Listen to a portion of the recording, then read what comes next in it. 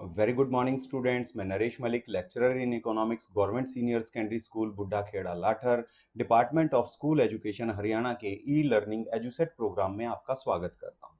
बच्चों, आपको पता है कि बाजार क्या होता है। आप सभी बाजार में जाते हैं और पिछले अध्याय में आप पढ़ भी चुके हैं कि बाजार क्या होता है।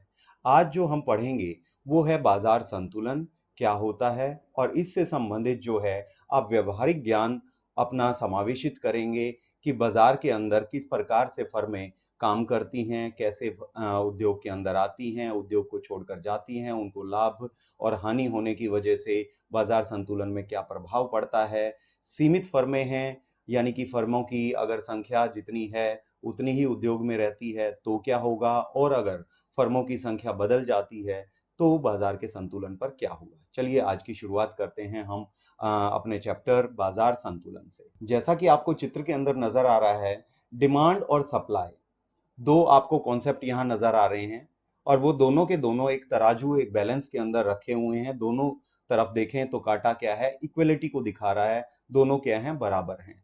तो ये जो स्थिति है ये मार्केट इक्विलिब्रियम की स्थिति कहलाती है, बाजार संतुलन की स्थिति कहलाती है। अब ये संतुलन होता क्या है देखते हैं हम। संतुलन क्या है, देखिए संतुलन एक बिंदु के माध्यम से हम यहाँ अध्ययन में लेके आएंगे कि संतुलन बिंदु यानी कि ऐसा बिंदु जहां पर क्या है, स्थिरता होती है, यानी कि कोई बदलाव नहीं होता, विश्राम की अवस्था है, आराम की अवस्था है। तो यहां पर हम देखेंगे कि बाजार शक्तियां क्या हैं, एक दूसरे के बराबर हों तो संतुलन कहलाता है। अब ये बाजार शक्तियां क्या हैं, बाजार के अंदर दो ही शक्तियां होती हैं, एक डिमांड होती है और एक सप्लाई होती है। तो दोनों एक दूसरे के बराबर होंगी तो हम कहेंगे कि संतुलन है। परिवर्तन का कोई कारण नहीं है। जब कोई भी हम बाजार की बात करेंगे और वो संतुलन में होगा तो इसका अभिप्राय ये है कि कोई भी उसके अंदर परिवर्तन नहीं होगा, फर्में जिस अवस्था में हैं वैसे ही रहेंगी, उनके अंदर कोई परिवर्तन की स्थिति नहीं आएगी, अर्थात प्रत्येक क्रेता के लिए जो है विक्रेता उपलब्ध हो जाता है। नेक्स्ट है उपभोक्ता व उत्पादक में परिवर्तन का कोई चलन नहीं है। ना तो उपभोक्ता अपने आप को बदलना चाहेगा, ना ही उत्पादक अपने आप को बदलना चाहेगा। यानी कि जो स्थिति है जहां पर उपभोक्ता और उत्पादक दोनों एक दूसरे के बराबर हैं, उस स्थिति में दोनों ही खुश हैं और अपने आप को वो परिवर्तित करना नहीं चाहेंगे। ये हमने देखा संतुलन। अब देखते हैं कि बाजार संतुलन में यदि फर्मों की संख्या अगर स्थिर है, बाजार संतुलन का हम अभी स्टडी कर रहे हैं और उसके अंदर हम क्या लेके चल रहे हैं, फर्मों की स्थिर संख्या। और फर्मों की स्थिर संख्या से अभिप्राय क्या है, जितनी फर्में उद्योग के अंदर हैं उनमें ना तो कोई एडिशन होना है ना कोई सब्सट्रैक्शन होना है, जितनी है उतनी ही रहेंगी। और ये संभव हो पाता है अल्पकाल के अंतर्गत। और यहाँ पर जो हम पढ़ रहे हैं वो पूर्ण प्रतियोगिता के अंतर्गत ही पढ़ रहे हैं, और फर्मों की संख्या यहाँ हम मान के चल रहे हैं कि वो क्या है, स्थिर है, क्योंकि अल्पकाल हम लेके चल रहे हैं। तो इसका अध्ययन करने के लिए हमें दो बातों की आवश्यकता पड़ती है। एक है बाजार के अंदर मांग और एक दूसरा है बाजार के अंदर पूर्ति। तो दोनों को स्टडी करने के लिए हम उनके वक्रों का इस्तेमाल करेंगे। सो बाजार मांग तालिका यहाँ पर आपको लेफ्ट में दे रखी है। तो ये दिखाती है कि जैसे जैसे कीमत बढ़ रही है वैसे वैसे बाजार के अंदर उस वस्तु की मांग जो है वो घट रही है। यहाँ हमने एग्जाम्पल लिया है कि कीमत जो है वो 1000 में है, और जो डिमांड है फैंस की, पंखों की जो मांग है वो भी 1000 में हमने ली है। तो एक्स एक्सिस पे हमेशा ही मांग लेनी है और हमेशा ही पूर्ति की मात्राएं लेनी है आपको, और वाई एक्स जो है उसके ऊपर वस्तु की कीमत लेनी है। तो इस तालिका के आधार पर अगर आप देखें तो ये एक वक्र आपको नजर आएगा, ये ऋणात्मक वक्र है। तो यहाँ पर आप ये पढ़ रहे हैं कि मांग वक्र जो है वो ऋणात्मक होता है। नेक्स्ट देखते हैं बाजार पूर्ति तालिका। बाजार पूर्ति तालिका एक ऐसी तालिका जो कीमत और पूर्ति में जो है धनात्मक संबंध को दिखाती है, अर्थात सीधे संबंध को दर्शाती है। जैसे जैसे कीमत बढ़ रही है वैसे वैसे पूर्ति की जो है मात्रा वो भी बढ़ रही है। यहाँ पर हम ये बाजार पूर्ति तालिका को जब ग्राफ में प्रस्तुत करते हैं तो वो भी हमारे लिए क्या है, धनात्मक ग्राफ नजर आता है कि जैसे जैसे कीमत बढ़ेगी वैसे वैसे पूर्ति की मात्रा जो है वो बढ़ती जाएगी। तो सप्लाई कर्व जो है वो पॉजिटिव स्लोप है। अब हम क्या करते हैं, एक टेबल लेते हैं जिसके माध्यम से आप देखेंगे कि तालिका के माध्यम से संतुलन कीमत कैसे निर्धारित होती है जब फर्मों की संख्या क्या है, स्थिर है। तो देखिए, कीमत के साथ मांग का उल्टा संबंध है और पूर्ति के साथ जो है पूर्ति का जो है कीमत के साथ धनात्मक संबंध है। तो यहाँ आप देखें, ये जो रेड आपको बॉक्स नजर आ रहा है, यहाँ पे देखिए, यहाँ पर मांग और पूर्ति दोनों जो है एक दूसरे के बराबर हैं। तो यहाँ संतुलन कीमत जो है वो 3 निर्धारित होती है। इसको हम रेखा चित्र से देखते हैं। डिमांड नेगेटिव स्लोप है, सप्लाई पॉजिटिव स्लोप है, दोनों जो काट रही हैं वो ई बिंदु पर काट रही हैं। ई स्टैंड्स फॉर इक्विलिब्रियम यानी कि संतुलन। यहां से अगर आप देखें तो नीचे अगर इसको लेके जाएंगे लंब के रूप में, तो ये जो तीन जो इकाइयां आपको नजर आ रही हैं, 3000 इकाइयां, ये जो है ये संतुलन मात्रा निर्धारित हुई है इस संतुलन से। और अगर वाई एक्स पे देखें तो ये जो 3 है, ये जो कीमत निकल के आई, ये है संतुलन कीमत। तो यहां आप देखते हैं संतुलन कीमत वह कीमत जहां पर मांग की मात्रा और पूर्ति की मात्रा एक दूसरे के बराबर हों, और तब जो कीमत निकल के आती है तो उसे हम कहते हैं संतुलन कीमत। और ऐसे ही संतुलन मात्रा वह मात्रा जहां पर मांग की मात्रा और पूर्ति की मात्रा एक दूसरे के बराबर हो जाती है। तो ये जो यहां पर आप देखें 3000, ये है आपका संतुलन मात्रा, ये संतुलन मात्रा है। और y एक्सिस पे देखेंगे तो ये 3000 जो है ये संतुलन कीमत है।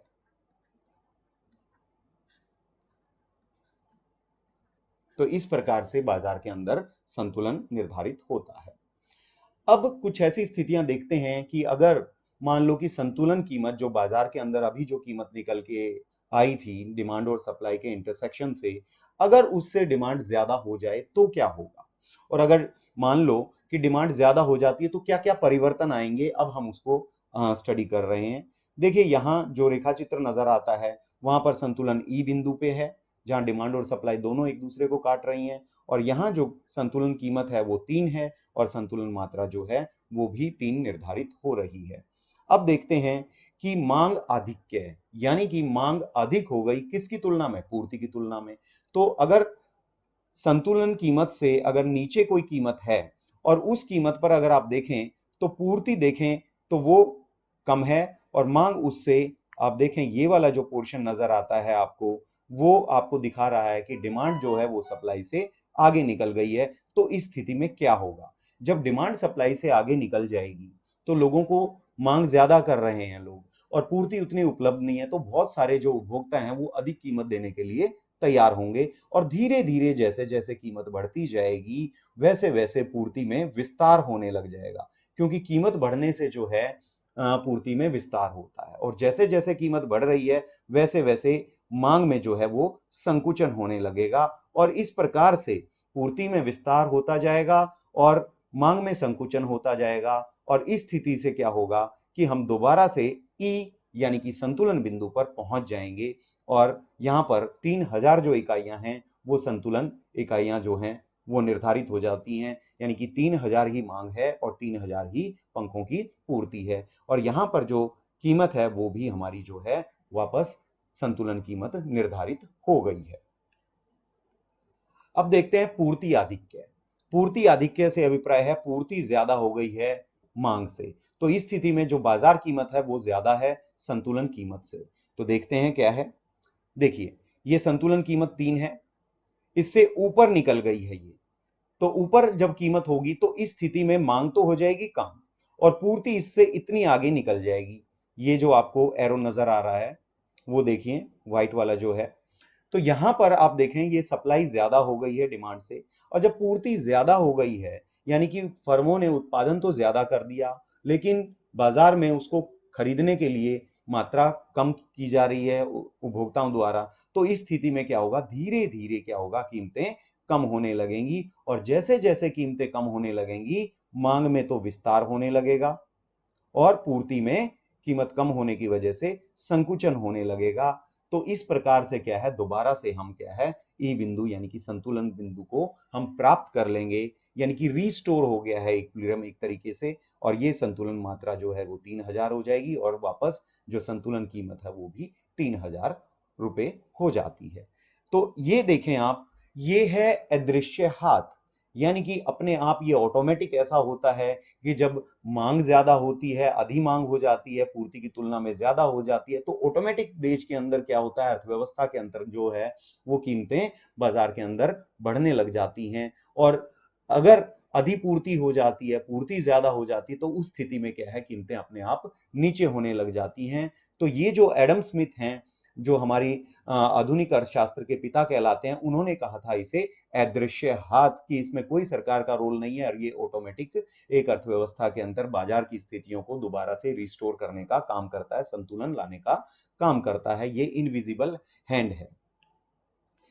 नेक्स्ट देखते हैं हम, संतुलन कीमत पर मांग तथा पूर्ति में परिवर्तन का क्या प्रभाव पड़ता है। अब हम क्या करेंगे, मांग को बदलेंगे और फिर बाद में हम पूर्ति को बदलेंगे। तो देखते हैं कितनी स्थितियां यहां पर बनती हैं। 3 स्थितियां यहां पर बनती हैं जब मांग में परिवर्तन हो। और मांग में तो परिवर्तन हो गया, लेकिन कौन सी चीज हमने स्थिर रखनी है, पूर्ति वक्र को स्थिर रखा। मांग बदली, पूर्ति स्थिर। सेकंड केस क्या है, पूर्ति में परिवर्तन है और मांग वक्र स्थिर है। अब सप्लाई बदलेंगे तो डिमांड स्टेबल रखेंगे। और थर्ड केस है हमारा, मांग और पूर्ति दोनों में ही बदलाव आ जाए, तो संतुलन कीमत पर और संतुलन मात्रा पर क्या प्रभाव पड़ता है, देखते हैं। मांग में वृद्धि और पूर्ति स्थिर। पूर्ति स्थिर से अभिप्राय है पूर्ति वक्र में कोई परिवर्तन हमने नहीं करना है। मांग में वृद्धि हो रही है, तो मांग में वृद्धि जो है अन्य तत्वों के परिवर्तन के कारण होती है। वो हो सकता है आय बढ़ गई हो, रुचि बढ़ गई हो, जनसंख्या बढ़ गई हो। उस स्थिति में क्या है, मांग जो है दाईं तरफ सरक जाएगी, मांग वक्र अपना स्थान बदल लेगा। और यहां आप देखते हैं कि पहला संतुलन जो है वो ई बिंदु पर है। यहाँ संतुलन मात्रा जो है वो क्यू निर्धारित है और संतुलन कीमत जो है वो पी निर्धारित है, दोनों के इंटरसेक्शन से। अब देखते हैं कि मांग में वृद्धि हो गई तो मांग वक्र दाईं तरफ खिसक जाता है और उस खिसकने से डिमांड जो है इतनी, यहां आप देखें डिमांड सप्लाई से ज्यादा हो जाती है। और जब डिमांड सप्लाई से ज्यादा होगी तो प्राइस धीरे धीरे क्या होंगी, वो बढ़ने लगेंगी। वही इनविजिबल हैंड की प्राइस धीरे धीरे बढ़ेंगी और प्राइस बढ़ने से क्या होगा, सप्लाई में जो है वो विस्तार होने लगेगा और जो नया मांग वक्र था उसके ऊपर आप देखें वो संकुचन होने लगेगा उसके ऊपर। और इस तरीके से ये एक चेन इफेक्ट हम समझ रहे हैं कि हम दोबारा से क्या है, ई संतुलन से हटकर हम ई वन संतुलन पर पहुंच गए हैं, जहां पर नया वाला मांग वक्र और पुराने वाला पूर्ति वक्र एक दूसरे को काट रहे हैं। तो यहां पर नया संतुलन जो है वो ई वन है, नई कीमत जो है वो पी वन आ गई और यहां पर संतुलन की जो मात्रा है वो क्यू वन निर्धारित हो गई है। तो इस प्रकार से चेन परिवर्तन आपने देखा कि किस प्रकार से संतुलन हम नए संतुलन पर कैसे पहुंचते हैं। अब है मांग में कमी। मांग में कमी करेंगे तो मांग वक्र क्या है, लेफ्ट साइड शिफ्ट हो जाएगा। अब देखते हैं कैसे। ये लेफ्ट साइड शिफ्ट हो गया। लेफ्ट साइड शिफ्ट होने की वजह से अब सप्लाई ज्यादा हो गई है। देखिए सेम प्राइस पर, ओपी प्राइस पर पहले ई तक हमारी डिमांड, पी से लेकर ई तक या यूं कहें ओ से लेकर क्यू तक हमारी जो थी मांग थी और पूर्ति थी। अब क्या है कि कीमत वही रखी हमने, लेकिन मांग जो है वो कम हो गई है, यानी कि मांग में कमी आ गई है। तो इस स्थिति में देखें आप कि मांग जो है वो Q2 हो गई है, लेकिन पूर्ति आपकी Q2 से लेकर Q1 से भी आगे यानी कि Q तक है।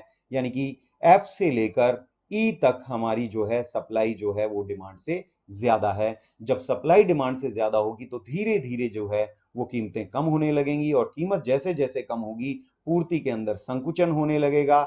यानी कि पुराने वाले पूर्ति वक्र जो एक ही है, हमने बदला ही नहीं है, उसके ऊपर हम नीचे की ओर सरकेंगे और जो नया मांग वक्र है उस पे हम दाईं तरफ सरकते जाएंगे। यानी कि हम क्या कर रहे हैं, विस्तार कर रहे हैं, मांग में विस्तार हो रहा है और पूर्ति में संकुचन हो रहा है। ये स्थिति तब तक चलती रहेगी जब तक कि हमारा नया वाला मांग वक्र को पुराने वाला पूर्ति वक्र नहीं काट देता। यानी कि संतुलन E1 बिंदु पर हो गया है। यहां पर Q1 जो है हमारी संतुलन मात्रा निर्धारित होती है और संतुलन कीमत जो है वो P से कम होकर वो P1 हो गई है। तो इस प्रकार से आपने देखा कि मांग में वृद्धि और मांग में कमी से किस प्रकार संतुलन बदलता है, संतुलन कीमत बदलती है और संतुलन मात्रा बदलती है। अब देखते हैं पूर्ति में वृद्धि। इसके बाद हम पढ़ेंगे पूर्ति में कमी।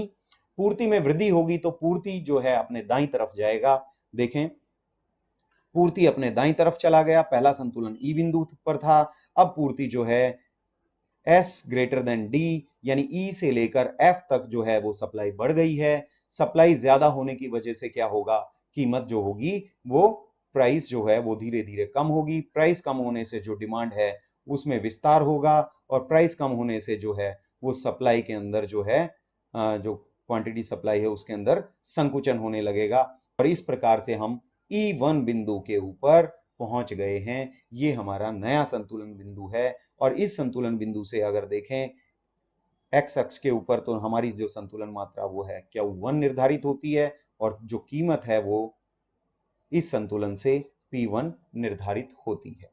अब हम देखते हैं पूर्ति में कमी व मांग स्थिर। देखिए यहां पर आप संतुलन देख रहे हैं, ये हमारा प्रारंभिक संतुलन है ई बिंदु, जहां पर डिमांड और सप्लाई एक दूसरे को काट रहे हैं दोनों वक्र। यहाँ पर संतुलन कीमत ओपी निर्धारित है, ये ओपी हो गई, और संतुलन मात्रा जो है वो ओ क्यू निर्धारित है। जब सप्लाई में कमी आएगी तो सप्लाई कर्व जो है लेफ्ट साइड शिफ्ट हो जाएगा और लेफ्ट साइड शिफ्ट होगा तो देखिए यहाँ पर लेफ्ट वर्ड चला गया है, ये लेफ्ट गया है, तो इसी कीमत पर ओपी कीमत पर अब आपकी सप्लाई जो है देखेंगे बाजार के अंदर वो है पी से लेकर एफ तक या यूं कहें ओ से लेकर Q2 तक। लेकिन जो डिमांड है वो ओ क्यू ही है, जो आपने संतुलन देखा था वहां तक है, लेकिन सप्लाई शिफ्ट हुई है, डिमांड शिफ्ट नहीं हुई है, तो सप्लाई कम हो गई है। सप्लाई कम कितनी हुई है, एफ से लेकर ई तक या यूं कहें Q2 से लेकर Q1 तक। अब जब डिमांड ज्यादा हो गई है सप्लाई से तो इस स्थिति में क्या होगा, प्राइस बढ़ेगा। प्राइस बढ़ेगा तो सप्लाई के अंदर जो है एक्सटेंशन यानी कि विस्तार होगा और प्राइस बढ़ने से जो डिमांड जो है उसके अंतर्गत जो है वो संकुचन होने लगेगा। तो आप देखें कि डिमांड में धीरे धीरे संकुचन होगा और सप्लाई में जो है वो विस्तार होगा और इस तरीके से जैसे जैसे कीमत बढ़ती गई ये दोनों चीज स्थितियां विस्तार और संकुचन होते गए और यहाँ पर आप देखेंगे कि अब नया संतुलन E1 बिंदु पर निर्धारित हो गया है, जहां पर नया वाला सप्लाई वक्र जो है पुराने वाली हमारी जो डिमांड कर्व है पहले वाली उसको काट रहा है। यहाँ पर नया संतुलन है, इस संतुलन से OP1 कीमत निर्धारित होती है संतुलन कीमत और मात्रा जो है वो OQ1 संतुलन वाली निर्धारित होती है। अब है मांग व पूर्ति दोनों में बदलाव आए, मांग व पूर्ति दोनों में बदलाव आए। अब हम केस पढ़ रहे हैं दोनों में वृद्धि हो और डिमांड में वृद्धि जो है वो ज्यादा है सप्लाई के कंपैरिजन में जो वृद्धि हुई है उसकी तुलना में। अब देखते हैं कि पहला संतुलन ई बिंदु पर है, यहाँ डिमांड कर्व और सप्लाई कर्व दोनों एक दूसरे को काट रहे हैं। यहाँ संतुलन मात्रा जो है ओ क्यू निर्धारित है और संतुलन कीमत जो है वो ओपी निर्धारित है। अब डिमांड में वृद्धि ज्यादा करनी है तो यानी कि डिमांड कर्व ज्यादा राइट साइड जाएगा और सप्लाई में वृद्धि उसकी तुलना में कम करनी है डिमांड की तुलना में, तो सप्लाई कर्व राइट जाए तो गा लेकिन थोड़ा जाएगा। तो देखते हैं हम, ये देखिए डिमांड तो राइट साइड ज्यादा गया और सप्लाई को देखें S1 वो थोड़ा गया है। तो यहां पर आप देखें नया संतुलन E1 बिंदु पर है और यहां आप देखते हैं नया जहां दोनों वक्र नए वाले काट रहे हैं वो हमारा E1 बिंदु नया संतुलन है और यहां पर संतुलन मात्रा जो है वो OQ से बढ़कर OQ1 हो गई है, यानी कि QQ1 हमारी जो है वो संतुलन मात्रा पहले से बड़ी है और संतुलन कीमत जो है P से बढ़कर वो P1 हो गया है। तो इसका अभिप्राय ये हुआ कि जब डिमांड में वृद्धि ज्यादा हो पूर्ति में वृद्धि की तुलना में तो संतुलन कीमत बढ़ती है और संतुलन मात्रा भी बढ़ती है। नेक्स्ट केस देखते हैं हम, जब डिमांड में वृद्धि कम हो पूर्ति में वृद्धि की तुलना में, अर्थात पूर्ति में वृद्धि ज्यादा होगी इस बार और डिमांड में वृद्धि कम होगी। वही पहले की तरह संतुलन ई बिंदु पर है जहां पर डिमांड और सप्लाई इंटरसेक्ट कर रहे हैं। यहाँ पे संतुलन मात्रा जो है ओ क्यू निर्धारित है, संतुलन कीमत ओपी निर्धारित है। अब देखते हैं डिमांड में कम वृद्धि और सप्लाई में ज्यादा वृद्धि होती है, तो सप्लाई जो है वो ज्यादा बढ़ गई है। इस एरो से देखें कि ये इतनी सारी सप्लाई राइट वर्ड शिफ्ट है और डिमांड में जो है वो कम शिफ्ट हुआ है राइट साइड।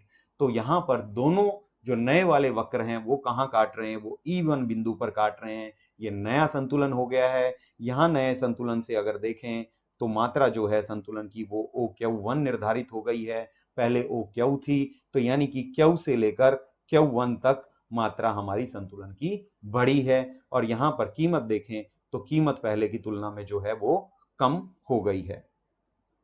कीमत पहले की तुलना में संतुलन कीमत कम हो गई है। तो यहां से यह अभिप्राय हुआ कि संतुलन कीमत जो है वो तो कम हो जाएगी और संतुलन जो मात्रा है वो बढ़ जाएगी इस केस में। नेक्स्ट देखते हैं, जब मांग व वृद्धि मांग में जो वृद्धि है वो पूर्ति में वृद्धि की तुलना में एक दूसरे के बराबर रहे ये दोनों, तो क्या होता है। तो देखिए संतुलन ई बिंदु पर ही रहेगा। यहां पर डिमांड और सप्लाई काट रहे हैं, वही तरीका। ओपी संतुलन कीमत तय हो गई है, ओक्यू संतुलन मात्रा तय हो गई है। अब दोनों में राइट साइड जो शिफ्ट है वो इक्वल है। तो इस केस में अगर हम देखें तो संतुलन कीमत पुराने की तरह ही रहेगी, उसमें कोई परिवर्तन नहीं आएगा। केवल संतुलन मात्रा बढ़ गई है। वो कौन दिखा रहा है, नया संतुलन, जो कि नए वक्र आपस में जब काट रहे हैं E1 बिंदु पर काट रहे हैं। यहां देखें तो संतुलन जो मात्रा है वो क्यू से बढ़कर ओ क्यू 1 हो गई है, यानी कि क्यू 1 जो है संतुलन मात्रा में इजाफा हुआ है। लेकिन संतुलन कीमत अगर आप देखें तो वो ज्यों की त्यों पहले जैसी ही ओपी है। तो यहां पर यह सिद्ध हो जाता है कि जब दोनों में वृद्धि बराबर हो, डिमांड में और सप्लाई में, तो संतुलन कीमत पर कोई प्रभाव नहीं पड़ता, केवल संतुलन मात्रा बढ़ जाती है। अब हम देखते हैं संतुलन कीमत व सरकारी हस्तक्षेप। संतुलन कीमत तय हो गई, डिमांड एंड सप्लाई से तय हो गई, दोनों जहां काटते हैं वहां निर्धारित हो गई। अब सरकार अगर हस्तक्षेप कर दे तो क्या बदलाव आते हैं, क्या चीजें होती हैं, देखते हैं हम। दो तरीके से है सरकार का हस्तक्षेप। या तो सरकार क्या करेगी, नियंत्रण करेगी कीमत का, या समर्थन करेगी कीमत का। तो दो केसेस में हम देख रहे हैं। पहले हम देखते हैं नियंत्रण कीमत। फर्स्ट वन, नियंत्रण कीमत को हम कंट्रोल प्राइस भी कहते हैं। सरकार बाजार कीमत का निर्धारण संतुलन कीमत से नीचे कर देती है, यानी कि जो संतुलन कीमत तय हुई उस कीमत से अगर नीचे कीमत तय कर दी जाती है तो हम उसे कहेंगे नियंत्रण कीमत। और जब समर्थन कीमत जो है वो संतुलन कीमत से ऊपर तय कर दी जाएगी सरकार द्वारा, जो बाजार में जो इंटरसेक्शन, डिमांड और सप्लाई के इंटरसेक्शन से जो कीमत तय हुई है उससे अगर ऊपर कीमत तय कर दी जाए तो हम उसे कहेंगे सपोर्ट प्राइस या समर्थन कीमत। देखते हैं नियंत्रण कीमत यानी कि कंट्रोल प्राइस को। देखिए यहां पर ई बिंदु है, यहां पर डिमांड और सप्लाई एक दूसरे को काट रहे हैं, डीडी यानी कि डिमांड कर्व, एसएस यानी कि सप्लाई कर्व जहां काट रहे हैं वो ई बिंदु यानी कि संतुलन बिंदु।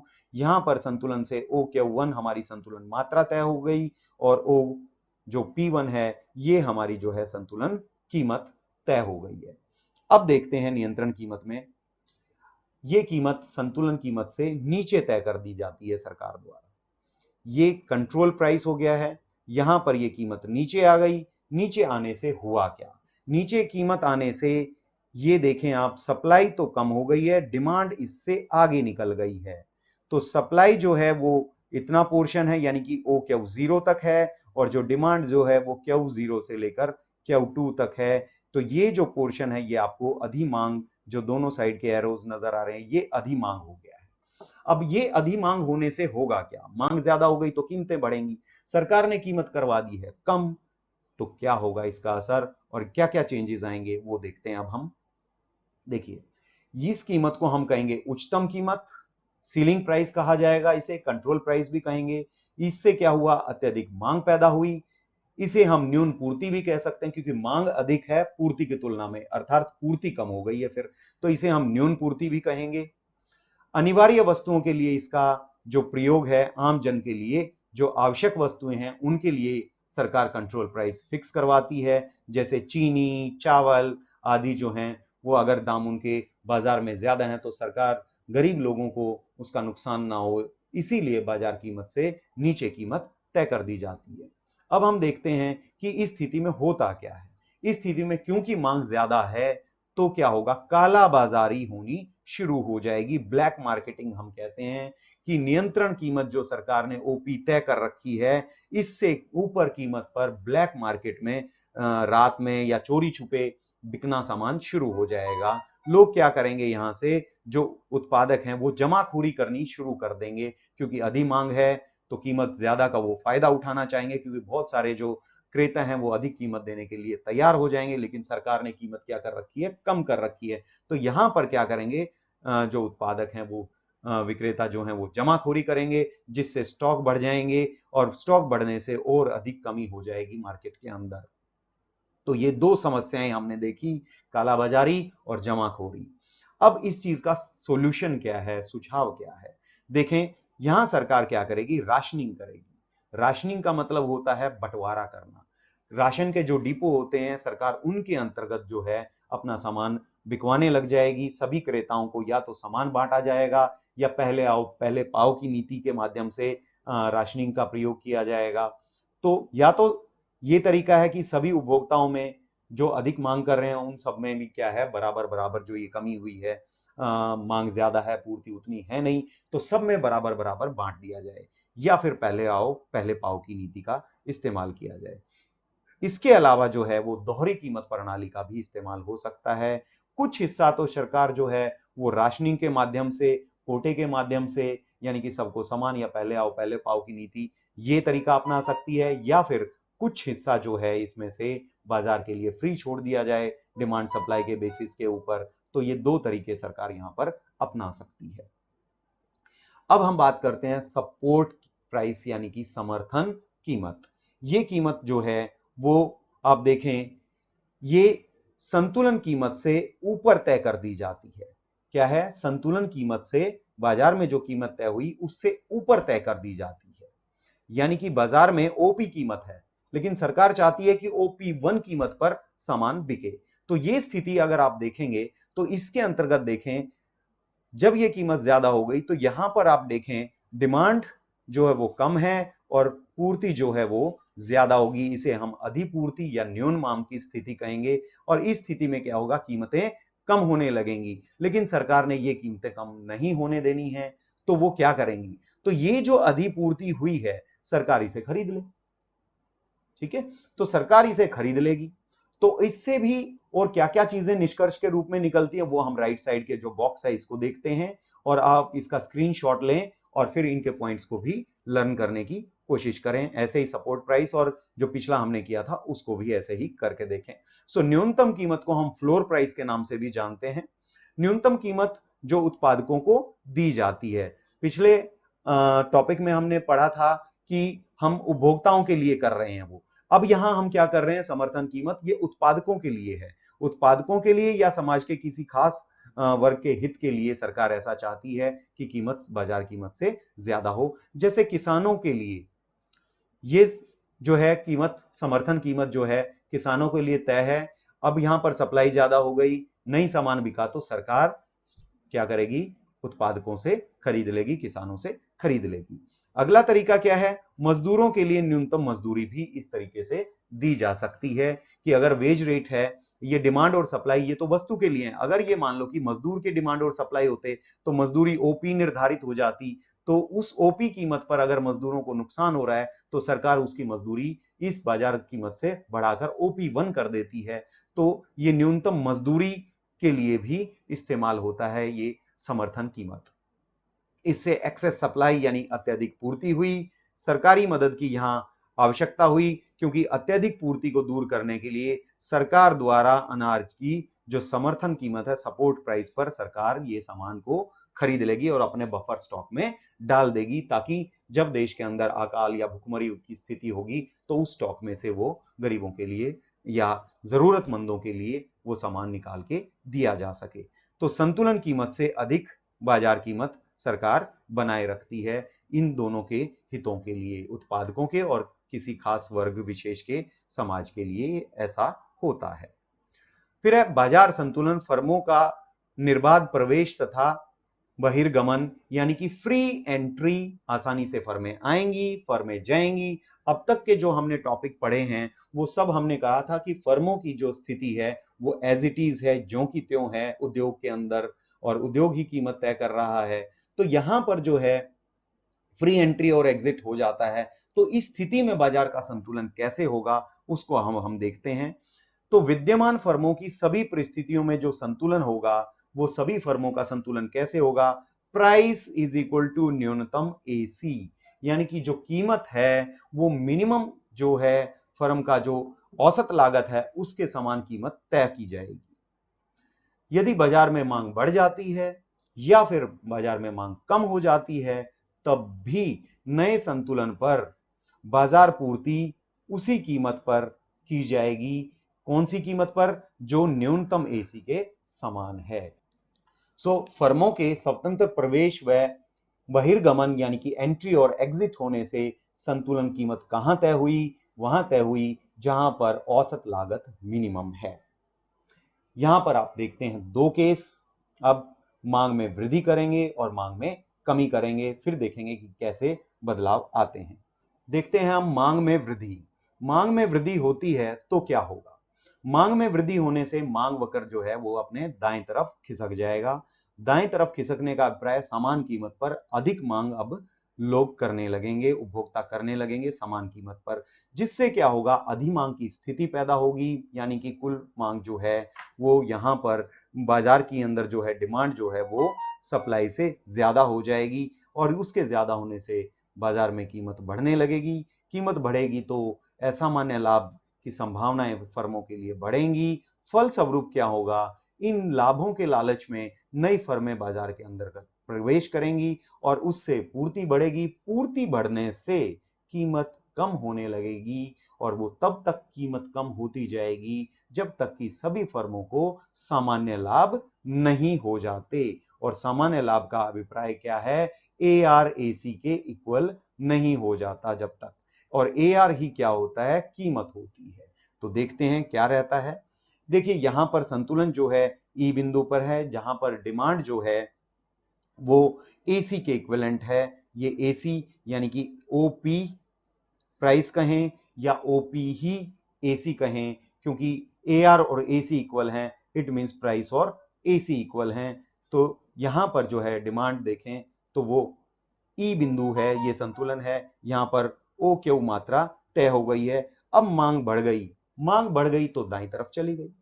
दाईं तरफ चली गई तो देखें होगा क्या? कीमत में कोई बदलाव नहीं आएगा। कीमत में इसलिए बदलाव नहीं आएगा क्योंकि अधिमांग को पूरा करने के लिए फर्में बाजार में आ रही हैं, असामान्य लाभ हो रहे हैं। असामान्य लाभ होने से नई फर्में प्रवेश करेंगी, पूर्ति बढ़ेगी, पूर्ति बढ़ेगी, कीमत कम होगी, कीमत कम होती होती होती होती कहां बराबर हो जाएगी? जहां पर AC मिनिमम होता है। तो ये जो AC है यहीं पर आके हम टिक जाते हैं और हमारी जो मात्रा है वो संतुलन की Q से बढ़कर Q1 हो जाती है। अब हम देखते हैं मांग में कमी। कमी के अंतर्गत जो है मांग जब कम हो जाएगी तो लेफ्ट साइड शिफ्ट हो जाएगा डिमांड कर्व, और डिमांड कर्व लेफ्ट साइड जाएगा यानी कि बाईं ओर खिसकेगा, जिसकी वजह से न्यून मांग होगी, मांग में कमी आ जाएगी पूर्ति की तुलना में। अब मांग जब कम हो जाएगी तो कीमतें कम होने लगेंगी। कीमतें जैसे ही कम होने लगेंगी तो फर्मों को हानि की संभावना होगी, और जिन फर्मों को हानि हो रही है वो बाजार छोड़ छोड़ के जाने लगेंगी। जब फर्में बाजार छोड़ के जाएंगी तो बाजार के अंतर्गत जो है पूर्ति जो है उसके अंतर्गत जो है वो कमी आने लगेगी, और उसकी कमी होने से कीमतें दोबारा से बढ़ने लगेंगी, और वो तब तक बढ़ती जाएंगी जब तक कि वो हानि खत्म होकर सामान्य लाभ में बदल नहीं जाती। इसको हम रेखा चित्र से देखते हैं कि पहला संतुलन ई बिंदु पर है। यहाँ पे डिमांड जो है DD है, ये हमारी OP प्राइस है, यानी कि AC के इक्विवेलेंट है। प्राइस और AC जो है वो बराबर हैं, यानी कि AR और AC दोनों एक दूसरे के बराबर हैं। फर्म या जो हैं उद्योग के अंतर्गत वो सामान्य लाभ प्राप्त कर रही हैं, और इस स्थिति में हमने जो अभी पढ़ा था कि कीमत उसी स्तर पर आएगी जहां पर मिनिमम AC का है। तो वो हमने OP निर्धारित है यहाँ। अब डिमांड कम हो जाती है। डिमांड कम होने से क्या होगा? डिमांड कर्व लेफ्ट साइड गया, नया संतुलन E1 बिंदु पर हुआ, और यहां मात्रा जो है वो Q से कम होकर Q1 हो गई है। तो कुल मिलाकर जो है मात्रा कम हो जाएगी। अब देखते हैं संतुलन कीमत और संतुलन मात्रा पर मांग और पूर्ति में परिवर्तनों के प्रभाव कैसे पड़ते हैं। यहां आप इनको स्क्रीनशॉट लें इसका और अच्छे से इसे याद रखें, क्योंकि ये सारे जो क्वेश्चंस छोटे छोटे आपको नजर आ रहे हैं ये ऑब्जेक्टिव टाइप क्वेश्चंस के अंतर्गत आएंगे, और इसकी प्रैक्टिस बहुत ज्यादा जरूरी है, क्योंकि आप सीधा आंसर नहीं निकाल पाएंगे। डिमांड एंड सप्लाई के जो कर्व के इंटरसेक्शंस हैं उनको दाएं बाएं वृद्धि और कमी को ध्यान में रखते हुए अगर आप बनाएंगे, बनाकर फिर आपका रिजल्ट देखेंगे तो वो ज्यादा बेहतर आएगा बजाय याद करने के। तो यहाँ आपने ज्ञान और समझ दोनों ही बढ़ानी है अपनी। ये आपका होमवर्क है, यहां से इसका स्क्रीनशॉट लें और अपनी कॉपी पे इसे पूरा करें। अब देखते हैं कि ये सब पढ़ने के बाद कुछ महत्वपूर्ण क्वेश्चंस क्या बनते हैं इस चैप्टर से। पहला क्वेश्चन वही है कि पूर्ण प्रतियोगिता बाजार में संतुलन कीमत कैसे निर्धारित होती है। संतुलन कीमत बाजार मांग और बाजार पूर्ति से निर्धारित होती है, उद्योग तय करता है, फर्में उसे स्वीकार करती हैं। फर्में इसलिए स्वीकार करेंगी क्योंकि हर फर्म पूर्ण प्रतियोगिता के अंतर्गत इतनी छोटी होती है कि वो बाजार की पूर्ति को प्रभावित नहीं कर पाती, और बाजार में जो मांग करने वाले उपभोक्ता हैं वो एक उपभोक्ता भी इतना छोटा है कि वो बाजार की मांग को प्रभावित नहीं कर पाता। तो इसीलिए एक व्यक्तिगत स्तर पर ये नहीं होगा, ये बाजार स्तर पर ही होगा। इसलिए उद्योग की मांग और उद्योग के अंतर्गत जो है बाजार की पूर्ति, जहां दोनों इंटरसेक्ट करते हैं वहां संतुलन कीमत तय होती है और वहीं से संतुलन मात्रा का निर्धारण होता है। इसकी व्याख्या आप चित्र से भी कर सकते हैं और तालिका के माध्यम से भी कर सकते हैं। फिर हम मांग खिसकाव का संतुलन कीमत और मात्रा पर क्या प्रभाव पड़ेगा। खिसकाव के अंतर्गत दोनों चीजें आपने लेनी है, वृद्धि भी और कमी भी। तब हम दिखा सकते हैं कि पूर्ति स्थिर है और मांग में खिसकाव हो गया, तब क्या होगा, यह भी आपको चित्र से ही समझाना है। पूर्ति खिसकाव का संतुलन कीमत और मात्रा पर क्या प्रभाव पड़ेगा, ये सेम मांग की तरह ही है। अब इसमें क्या करेंगे, हम मांग में मांग को बदला था तो पूर्ति में हम पूर्ति में खिसकाव करेंगे, यानी पूर्ति में वृद्धि और कमी कर देंगे, और जो डिमांड है उसको स्थिर रखेंगे। वो भी हमने डायग्राम से ही करना है। उच्चतम निर्धारित कीमत क्या है, ये अभी आपने पढ़ा था। सीलिंग प्राइस और फ्लोर प्राइस के ये दो क्वेश्चंस हैं, क्वेश्चन 4 और 5। ये आप अच्छे से वहां से दोबारा से रिवाइंड करके देखें और इसे अच्छे से समझें, क्योंकि ये आपके अक्सर पेपर में आते रहते हैं। फिर अगला क्वेश्चन है, फर्मों के स्वतंत्र प्रवेश व बहिर्गमन यानी कि एग्जिट होने पर मांग में वृद्धि की स्थिति में संतुलन कीमत व संतुलन मात्रा पर क्या प्रभाव पड़ेगा। ये क्वेश्चन भी आप डायग्रामेटिकली ही एक्सप्लेन कर पाएंगे। तो इसको आप अच्छे से करें, ज्यादा मुश्किल नहीं है। इसके करने का एक ही तरीका है कि डायग्राम्स की प्रैक्टिस, जैसे आप प्रैक्टिस करते जाएंगे आपके दिमाग के अंदर ये चीजें घुसती जाएंगी कि कब कीमत बढ़ेगी, संतुलन की कब कम होगी। सो आज का ये लेक्चर पूरा हो जाता है।